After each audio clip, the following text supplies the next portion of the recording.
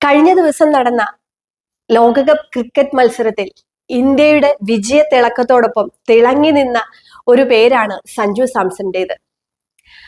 അദ്ദേഹത്തിന്റെ വിജയം നമുക്ക് തരുന്ന ഒരു വലിയ പാഠം കൂടെയുണ്ട്.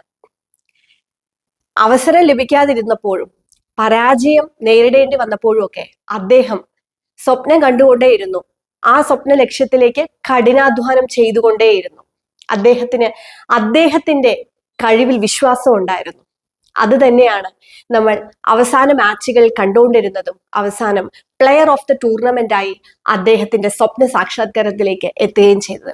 ഒരുപക്ഷെ ദ ആൽക്കിമിസ്റ്റ് എന്ന പുസ്തകത്തിൽ പറഞ്ഞ വാചകങ്ങൾ തന്നെയാണ് ഇവിടെ അന്വർത്ഥമാവുന്നത്.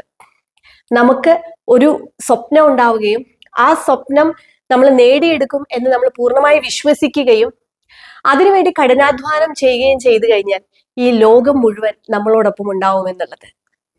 ഈ ഒരു വിജയം നമുക്ക് ഇൻസ്പിറേഷൻ ആവട്ടെ. സ്വപ്നം കാണുകയും സ്വപ്ന ലക്ഷ്യത്തിലേക്ക് കഠിനാധ്വാനം ചെയ്യുകയും ചെയ്യുന്നവർക്ക് സഞ്ജു സാംസന്റെ വിജയം ഒരു ഇൻസ്പിറേഷൻ തന്നെയാണ്.